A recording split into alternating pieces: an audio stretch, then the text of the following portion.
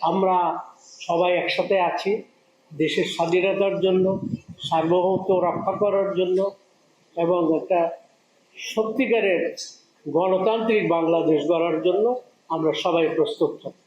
এখন আপনাদের কাছে আমার একটা অনুরোধ, আপনারা সবাই মিলে আমাদের কাছে একটা সাজেশন দেন, এই যাচাই বাছাইটা আমরা কীভাবে করি এবং এই রিড করাটা কিভাবে বন্ধ করা যায়।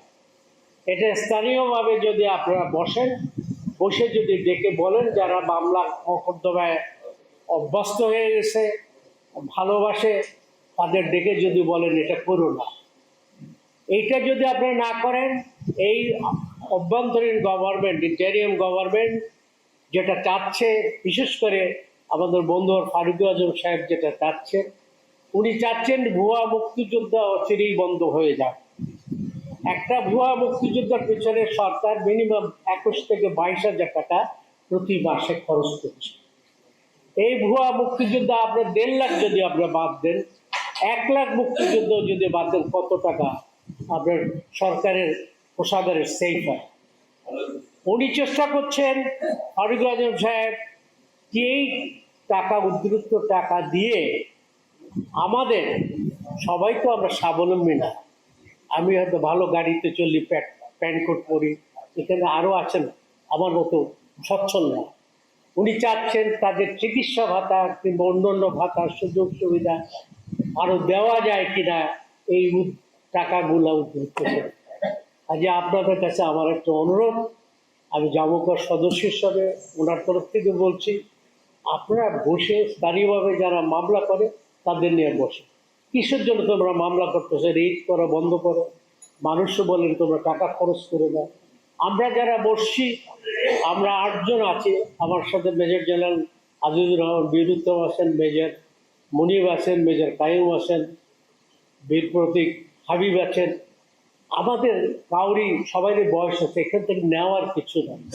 আমরা আসছি আমাদের অ্যাডভাইজারের অনুরোধে, যদি আমরা কিছু দিয়ে যেতে পারি, এই মুক্তিযোদ্ধা যাচাই লিস্টটা যদি সুন্দরভাবে করে যেতে পারি, তাহলে আমরা তৃপ্তি ভোগ করব। আমরা নিজেদের গাড়ি করে আসি, এখানে আসে সারাদিন থাকি, চা খাওয়া, দুপুরে নাস্তা করা।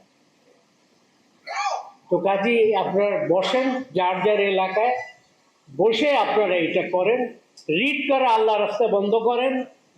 হ্যাঁ, আর আরেকটা জিনিস বন্ধ করেন, আপনার অভিযোগটা বন্ধ করেন। অভিযোগটা আপনার লোকালি আপনারা বসে সেটেল করতে পারেন। আপনার দরকার হলে ইউনো সাহেবকে বলেন, এসডিও সাহেবকে বলেন, ডিসি সাহেবকে বলেন, তারপর দরকার হলে এনএসআইকে বলেন, এসবিকে বলেন, আল্লাহ রাস্তায় আমাদের কাছে পাঠাই।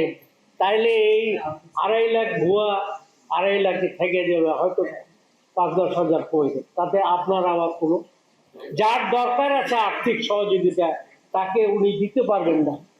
আমার সরকার এমনি তোষাকাটা ওভারবার্ডেন। আপনাদের সবাই সুস্থ দীর্ঘায়ু জীবন কামনা করছি এবং আমরা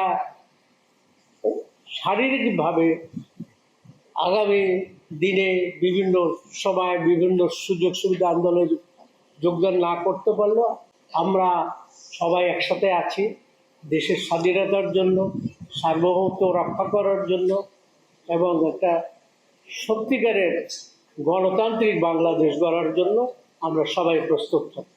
ধন্যবাদ সবাই।